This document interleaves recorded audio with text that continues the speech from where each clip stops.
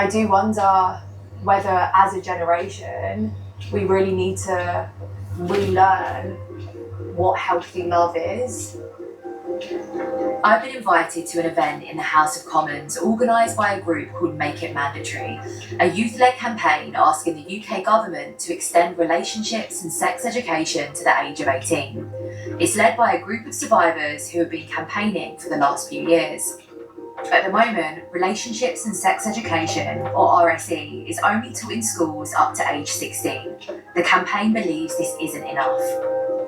16 to 19-year-olds are more likely to experience domestic abuse than any other age group.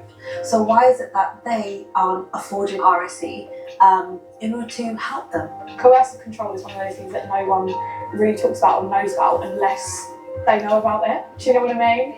It's a taboo subject.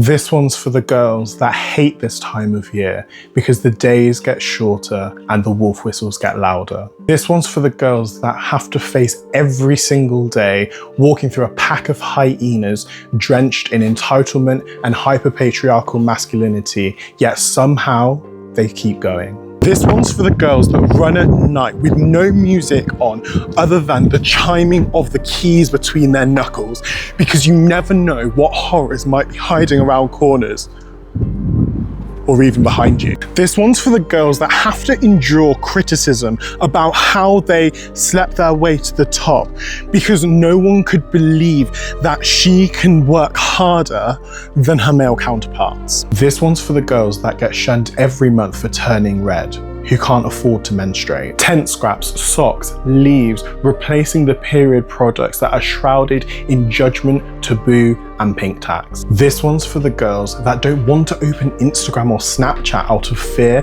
that they will receive yet another unsolicited picture from a boy that lacks self-control and self-respect. This one's for the girls who post pictures of themselves less and less and less, because they know that AI can undress them without their permission. Algorithms moving like porn sites, farming and harming their data, their image, their likeness, all for his cheap thrills that costed her way too much. This one's for the girls that are sick and tired of being sick and tired of boys not understanding how detrimental misogyny really is. This one's for the girls that are too much and too loud and too vocal and too interested in fighting for a more equal world.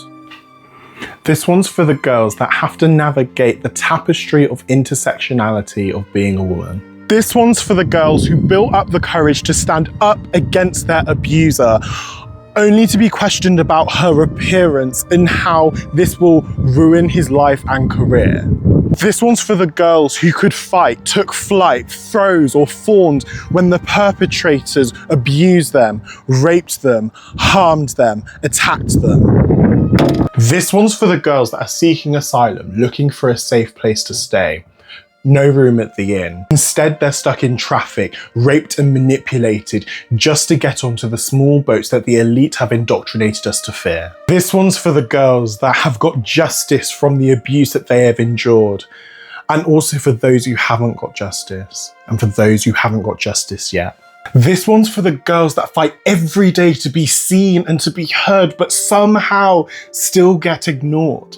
This one's for the girls that have grown up into the women that continue to change our world. This one's for the girls, the mothers, the daughters, the sisters, the nieces, the aunties, the grandmothers, the cousins, the friends that ask men continually to stand up and to become active bystanders. This one's for the girls who have left toxic relationships, who are still trapped in abusive relationships, and who are helping others be more aware of the signs. This one's for the girls whose bodies and souls are being viewed as quests to be conquered and walls to be broken down, instead of humans to be loved.